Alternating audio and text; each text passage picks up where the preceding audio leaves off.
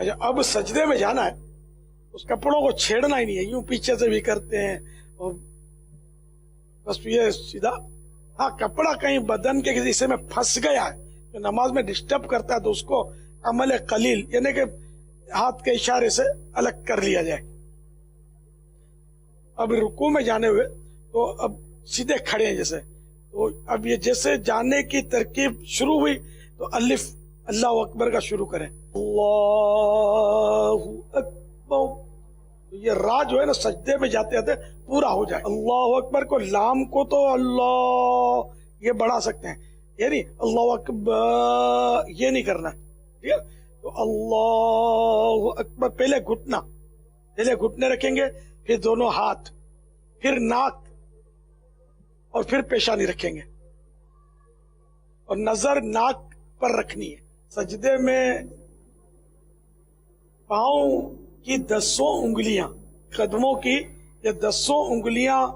Fold ہو جائیں، مڑ کر رہیں اور قبلہ رو ہو، جیسے یہ انہوں نے کیا نا، یہ بتا رہے ہیں کہ یہ طریقہ غلط ہے، یہ بھی طریقہ غلط ہے کہ انگلیوں کی صرف یعنی کہ نوک لگ گئی، یہ بھی غلط ہے، بلکہ یہ انگلیاں مڑیں گی اور 10 انگلیاں، اس میں بعض اوقات چھوٹی انگلی جو ہے نا یہ رہ جاتی ہے، جن کو مسئلہ پتا ہوتا ہے ان کی بھی بے خیالی میں رہ جاتی ہے، تو چھوٹی انگلی پر خاص توجہ دینی ہے۔ تو اس طرح یہ 10 انگلیاں مڑ کر ان کا جو حصہ چلنے میں زمین پر لگتا تھا وہ اب بھی زمین پر لگے سجدے میں، 10 انگلیاں مڑ کر، اس میں فرض بھی ادا ہو جائے گا، واجب بھی ادا ہو جائے گا اور سنت بھی ادا ہو جائے گی۔ کم از کم اس کی جو دونوں پاؤں کی ملا کر 6 انگلیوں کا تو پیٹ لگنا واجب ہے، کمپلسری ہے سمجھو، اس کے بغیر نماز مکروہ تحریم ہو جائے گی، ناجائز اور گناہ ہوگا۔ اچھا یہ اکثر انگلیاں، تو یہ 10 انگلیاں ان کی لگ گئی اور 3 بار سبحان ربی الاعلی یہ پڑھنا ہے، اس میں 5 بار بھی پڑھ سکتے ہیں، 7 بار بھی پڑھ سکتے ہیں،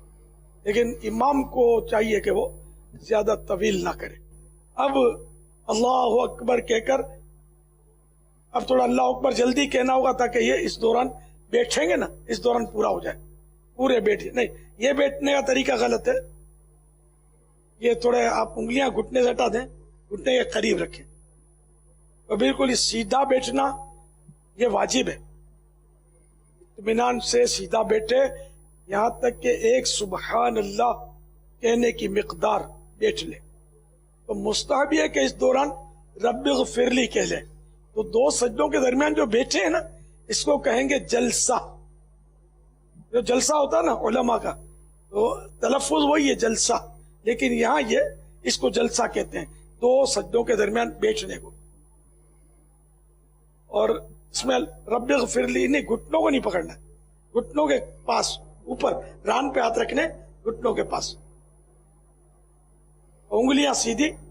نارمل قبلے کی طرف۔ بعض اوقات یہ بھی ہوتا ہے کہ اس طرح بیٹھ کے کپڑے، یہ تو عام طور پہ کرتے ہیں، واقعی صحیح توجہ، کپڑے جو ہے نا وہ، ہاں یہ بیٹھتے ہیں 2 سجدوں کے درمیان جلسے میں، تو خاص کر وہ یہ یوں پکڑ کے کرتے ہیں یا یوں کرتے ہیں، کبھی دونوں کرتے ہیں،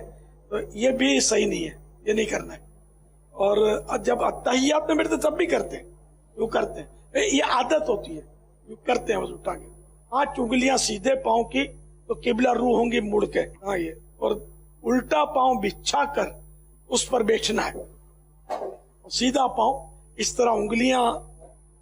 مڑ کر قبلہ رو ہو جائے۔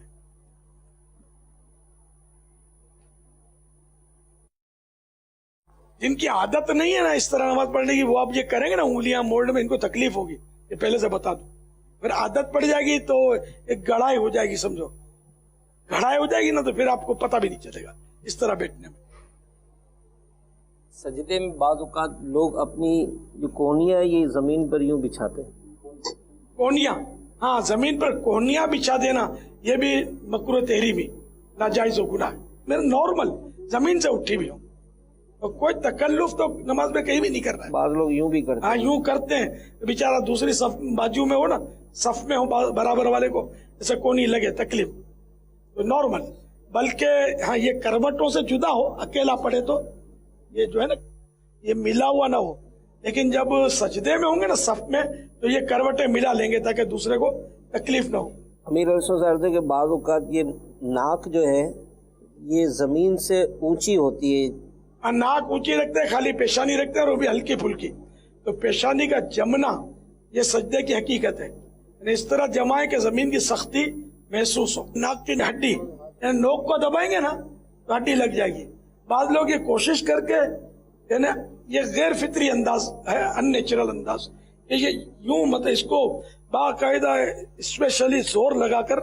ये हिस्सा लगाते हैं, ये समझते हैं कि ये हड्डी लगनी चाहिए। और यहाँ आपने देखा होगा सजदे का निशान भी पड़ जाता है बाजों को,